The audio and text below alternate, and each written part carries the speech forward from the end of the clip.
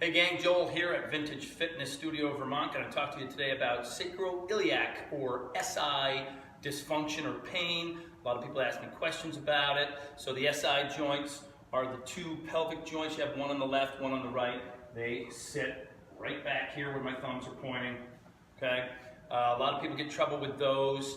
They are big joints. They are deep, thick joints, long joints. They have a very thick, dense ligamentous network that holds the two joints together, and if you sprain or strain those joints, you're going to know. It's going to make doing pretty much all your daily activities, things as simple as getting on and off the commode or getting your shoes on and off, very difficult. So we're going to go over a few things that I think you can do at home quickly, safely, that will help you overcome these issues. So first thing we're going to talk about is the muscles that stabilize the pelvis. The gluteus medius in particular helps to keep that pelvis level, helps to stabilize the joints in the back. So a lot of times people who have chronic or recurring issues have some sort of myofascial dysfunction of the gluteus medius. And if you take your thumbs, find that gluteus medius, find the meaty portion sort of along the pelvic rim here. If you take your thumbs and you press in there, a lot of times you're going to find a very exquisitely, and I mean exquisitely, tender spot. That's an area that you need to sort of work out.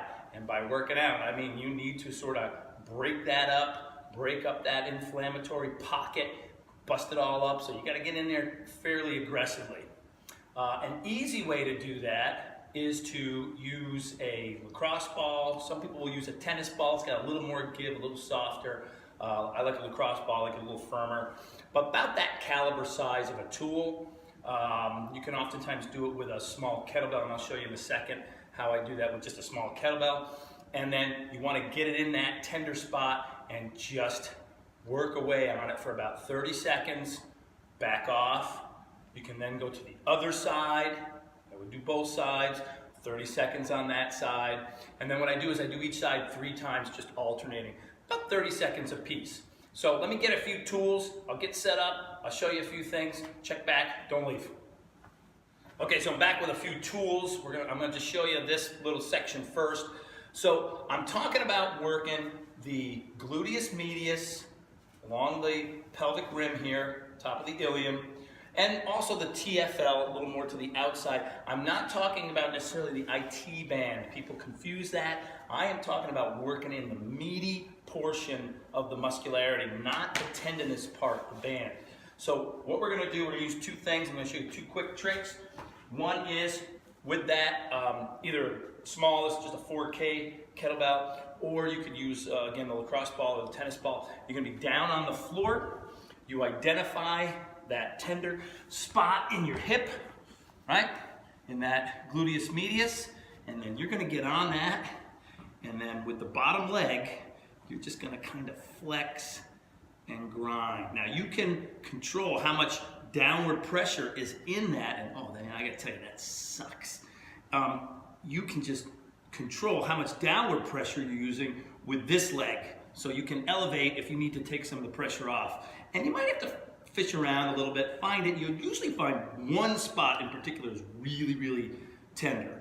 That's the spot I would focus on. And just take that bottom leg, we're gonna flex it, you're gonna grind away on it, give yourself about 30 seconds, then back off, switch it around, go to the other side, about 30 seconds there, okay?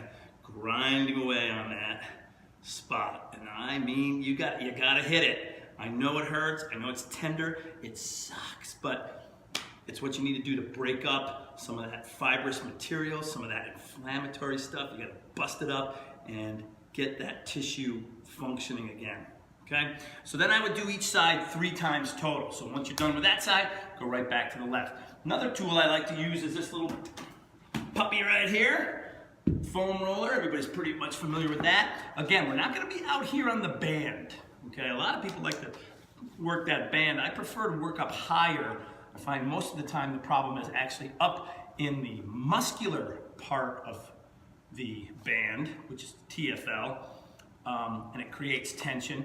Or a little further back on the crest is that gluteus medius. So what you want to do is work that area. So again, you're going to be in the meaty area and find those tender spots. And now we're just going to rock and roll them. Rock and roll them, right? Just rock it out. Okay, again, about 30 seconds or so. And then I would switch to the other side and do each side a total of 3 times. The way I like to do it is I like to do the trigger point therapy first, or the lacrosse ball first, bust things up. Then I like to use the foam roller to roll that tissue out. It acts sort of like a flushing mechanism, flushes the toxins out of there. My analogy is it's like trying to get the last little bit of toothpaste out of a toothpaste tube, right? You just kind of strip it out, right? You're stripping that tube and squeezing the last little bit of toothpaste out of there. So that's what this is for.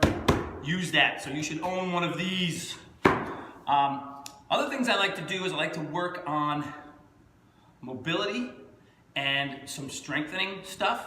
So I'm going to show you just a couple of simple mobility activities and strengthening activities. Most people like to do the classic, double knee to chest stretch. And turn so you can see me here a little better. And we do this, right? And yeah, it feels good for a little while. It feels good while you do it. But most experts will tell you that all you're really doing is aggravating the situation. There's a twofold problem there. One is you feel better temporarily because you're stretching out some of those tight spastic muscles in the lower back.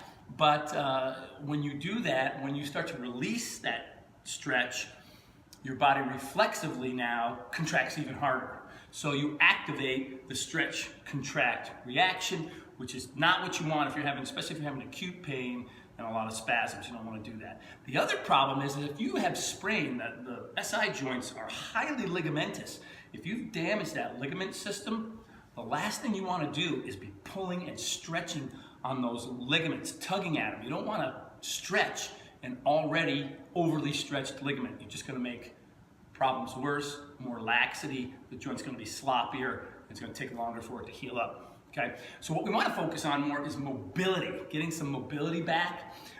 Here's a couple of things that I like for mobility, particularly for the SI joints. It's good for any general low back problem, but in specifics for the SI joints. One is just simple toe in, toe out. Laying flat, just taking your feet, toe out, toe in, toe out, toe in, right? Just like that. And what I usually do is about a dozen of these or so. Just have patients do about a dozen, right? Toe in, toe out.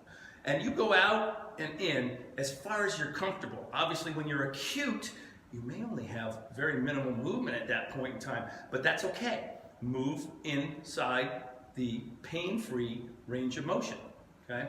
The next one I like is a simple knee rock. In this position, almost like you're gonna do a crunch, you can lay right back and then let your knees rock rhythmically side to side. If I can get in front of that camera a little better, okay? Rhythmically side to side, right? If you have the range of motion and you can go all the way, fine. But what you're probably gonna find is when things are more acute, you're less able to do that. So you'll have to keep it in that short range of motion in the beginning. If you are just doing stuff to prevent problems, then fine. Go the whole range of motion if you can do that. All right, so toe in, toe out, knee rock. The other one I like is figure 4 knee rock. And I think many of you are familiar with this position. You take your right ankle, prop it on top of your left knee. Now you're going to rock side to side. And again, if you're doing stuff preventively and you can go the full way, let your knee touch the ground, come on back the other way, and now the sole of your foot touches the ground. If you want a little more action or a little more rotary work, put your arms out a little bit more, and that will lock in that upper body a little more. You'll get a little more rotation through the waist. Back and forth. Again, about a dozen this way. Then what I would do is switch it up, go a dozen the other way. And I'll tell you what, let me just kind of crank around here. Let me see if I can get in front of that camera a little better. Here's how it works. this way. Boom. So you just see another view of it. Boom. Doesn't need to be a race. It's not supposed to be done fast. Take your time. Okay? Take your time. It's mobility work. We're not stretching things. We're mobilizing structures. That's what you want. It's going to help get some good, healthy blood flow into that area, push the bad stuff out, bring the good stuff in. Okay? There you go. So we've done some myofascial release with the ball and the roller. We've done a little mobility work there. Here's a few things you can do strength-wise. Lateral hip muscles, so the gluteus medius and the TFL. A simple exercise is a side leg raise. Side leg raise. So we're just in this position. The exercising leg is the top leg, and we're just going to raise it up and down. Raise it up and down. I don't like it to rest at the bottom. Hover, bring it up. Look at my foot. Get my foot in there. Okay? We're going to do this 3 ways. Toe is just going to point forward in what's called a neutral position. We're also going to toe out. We're also going to toe in. Just like we do with the toe out, toe in mobility activity, we're going to do it here. So what I would do is neutral, 12 repetitions. 12. Boom. And how high you go is up to you. A lot of that's going to be limited by your flexibility, but that's okay. We're working the gluteus medius and the TFL. So I would do 12 here, then turn right around, right? 12 on the opposite side, okay? Once you're done with that, go right back to the right side, and now we're gonna toe out. Do the same thing, 12 reps with the toe out. Am I getting that in the camera? Here we go, in my big old boot, toe out, okay? Toe out, 12, switch to the other side, do 12, and then come back here. Now we're gonna rotate the toe in a little bit, okay? And yes, you are gonna find that you don't rotate in probably as far as you rotate out. That's normal, okay? And by the time you've done 3 exercises, one of each phase on each side, you're gonna probably feel that's burning in there. That's good. So 12 is what you're shooting for. If you're acute or recovering and you just can't quite get to 12, don't sweat it, okay? 12 is the goal. 12 is good for the maintenance program. If you're acute or subacute, then maybe you only get 8 or 10, or maybe you get 12 of one and 6 of the others. It doesn't matter. You're just working. You're rehabbing. You have to remember you've got to build, okay? A couple other ones I like are the knee presses. So I want to show you this one. These are great exercises to develop the strength of some of the deeper pelvic muscles that stabilize the pelvis. And here's how we do it. It's going to look a lot like a double knee to chest stretch, but we're actually pushing the knees away from the chest instead of pulling. So instead of pulling knees in, we're grabbing the knees here and we're pressing the knees away from my chest into my hands. My hands are the resistance, okay? So what we're going to do is press for 5 seconds, 1001, 1002, 1003, 1004, 1005. Relax. Go again. 1001, 1002, 1003, 1004, 1005. Relax. Do that 3 times. Then we're going to take our foam roller, put your feet down here on the ground, foam roller, put your foam roller between your knees, and what I want you to do is squeeze your knees together. Squeeze 1001, 1002, 1003, 1004, 1005, and then relax. We're going to do that 3 times. Then the next thing we're going to do is a counter rotation with the knee press. So the way this one works is we're up in this position, right? One hand's on the front of the knee, one hand's on the top here, okay? So my left knee in this situation, I'm going to push away. My right knee, I'm going to pull towards me. And we're going to use the hands for resistance. So I'm pushing into the hand, Okay, so I'm doing opposites. So my left knee's going forward, my right knee's coming towards me. 5 seconds, relax. Do it again. 5 seconds, relax. Do that 3 repetitions. You can take a little rest if you need to. Then switch. Do the opposite combination, right? Push, pull is what you're doing here, okay? 5 seconds. Do that 3 times. And then finally, when you're done, back to your foam roller. Squeeze the knees together. 5 seconds. Relax. 3 more repetitions there. So, there you have it. Gonna have you do that at home. With the knee presses, again, if you're acute, press lightly in the beginning.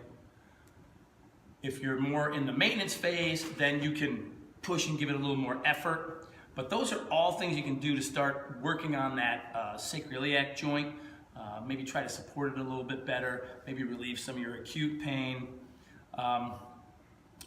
In all of these cases, remember, go to your tolerance. Don't force the issue, work it. I know everybody wants to be better yesterday, but sometimes things just take a little bit of repetition and time. So be patient with yourselves, okay? So check back. Hopefully we'll have some more videos for you on some other issues that people ask me about, and we'll try to keep you posted. And try these out. Let me know how it goes for you.